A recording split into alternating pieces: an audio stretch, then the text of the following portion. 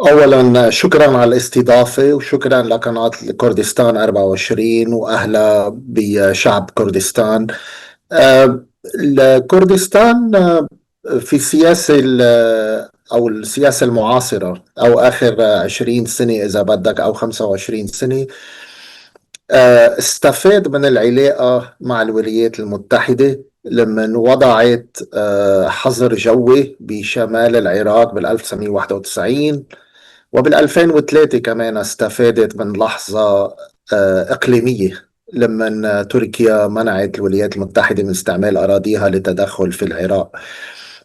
كردستان الإقليم كتير كتير مهم للولايات المتحدة لأنه بيعطي الولايات المتحدة مكان إذا بدك alternative أو مكان مقابل، إذا تركيا لم تسمح له، آه، أو صار في تطور بالعلاقات الأمريكية التركية، يسمح له في المستقبل كمان يتدخل في سوريا إذا احتاج الأمر. كردستان شريك أمني قوي للولايات المتحدة.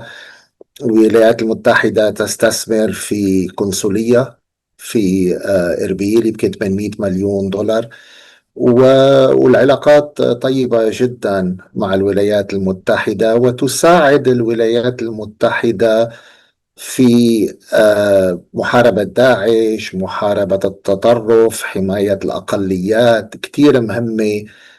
كردستان بالنسبة للولايات المتحدة بالتعاون الأمني بالسياسي كمان. الولايات المتحدة خاصة العهد الجديد أو عهد ترامب ممكن يساعد كردستان أو إقليم كردستان في فك إذا بدك الطوق اللي عليه من الحكومة العراقية بمكان ما إيران، وممكن إعادة فتح خط أنابيب النفط يلي عبر تركيا، وممكن الاستفادة من إعادة فتح خطوط النفط مع سوريا إلى لبنان. الرئيس ترامب حط صديق له من 30 سنة اسمه السفير في تركيا براك من جذور لبنانية، ممكن يكون مساعد في فتح إذا بدك القنوات التصدير النفط الكردستاني عبر تركيا أو عبر سوريا، وممكن كمان يساعد في علاقاته الخليجية مع العراق، أو ممكن كمان يساعد الرئيس الأمريكي بالمفاوضات الإيرانية بمنع إيران من التدخل في شؤون الإقليم، وممكن يساعد بديل. نعم. كلنا بنعرف بعد ما تدخلت الولايات المتحدة في العراق بسنة 2003 لم تستفيد الولايات المتحدة جدا من النفط في العراق، بعكس ما يشاع. يعني في شركة أمريكية واحدة هي اسمها إكسان موجودة في جنوب العراق وبحقل صغير جدا. معظم الشركات اللي استفادت كانت شركات صينية، شركات خليجية، شركات أوروبية مثل بي بي، توتال فرنسية أو إيطالية.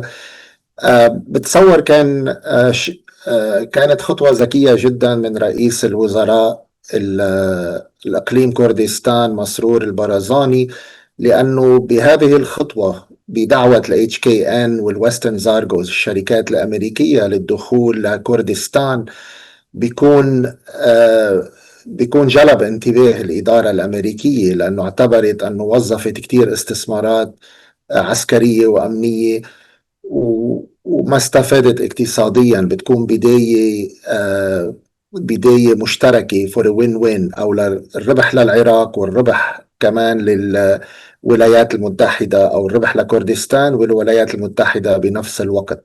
أتصور هي لحظة إقليمية مثل 2003 لما تركيا رفضت تسمح للقوات الأمريكية تدخل، وإقليم كردستان سمح لها تدخل. نفس الشيء في مفاوضات اليوم بين ويتكوف وإيران. بهيدي المفاوضات توقيت زيارة مسرور البرزاني مهمة، لأنه بتحط الإقليم كردستان على طاولة المفاوضات مع إيران. كمان كلنا بنعرف التدخل الإيراني مع بغداد للضغط على كردستان. كمان بهذا الموضوع الولايات المتحدة والإدارة الجديدة في الولايات المتحدة يلي هي بتدرب وبتسلح السلطة المركزية بالعراق قادرة تخلق اتفاق لتخفيف إذا بدك المشاكل مثلا بين بغداد وبين إربيل، وإعطاء إربيل الحق من النفط، وتخفيف إذا بدك فك التطويق لإقليم كردستان. ونفس الشيء كمان العلاقة القوية جدا بين الرئيس ترامب وأردوغان، وحط الرئيس ترامب صديقه من 30 40 سنة اللي اسمه السفير الأمريكي توم براك. هو قادر يقنع أردوغان أنه من مصلحته فتح الأنابيب التركية، لأنه قريبا رح يفتحوا الأنابيب عبر سوريا. هيدي لحظة تاريخية، وكتير كانت خطوة ذكية من مسرور البرزاني، وبتصور فيه يستفيد منها. والمعروف عنه كمان السفير الأمريكي في تركيا من جذور لبنانية، وعنده علاقات قوية في الخليج، وعنده صداقات قوية في تركيا وفي سوريا. يعني قادر أنه يساعد كردستان في هاللحظة التاريخية بالاستفادة وإعادة المفاوضات مع السلطة في بغداد لاتفاقات لمصلحة الطرفين. نعم أكيد كردستان كتير استراتيجية للولايات المتحدة، لأنه مثل ما قلنا قبل ممكن تركيا بأي وقت تقول للولايات المتحدة ممنوع تستعمل القاعدة تبعي بإركليك. أو سوريا، نعرف أنه قريبا الولايات المتحدة ستسحب جنودها، وبنعرف أنه ببغداد لا تسمح للقوات الأمريكية بحرية التصرف. بكردستان يسمحوا لهم بحرية التصرف، وممكن تكون نقطة انطلاق بالمستقبل آه، إذا صار في أي ثورة في إيران، ممكن تكون نقطة انطلاق للدخول للمناطق الكردية في داخل إيران.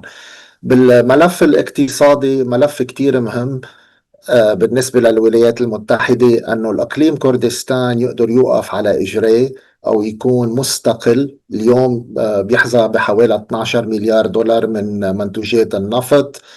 بالمستقبل ممكن يزيد عليه 4 مليار من منتوجات الغاز، تقريبا 16 مليار. هذا الشيء بيقوي الإقليم، بس على الإقليم كمان يوحد الجهود الداخلية بين إربيل وسليمانية تيقوي الموقف الداخلي، ويمنع تركيا وإيران والسلطة المركزية في بغداد من الاستفادة من التناقضات يلي موجودة بكل مجتمع ديمقراطي مثل كردستان.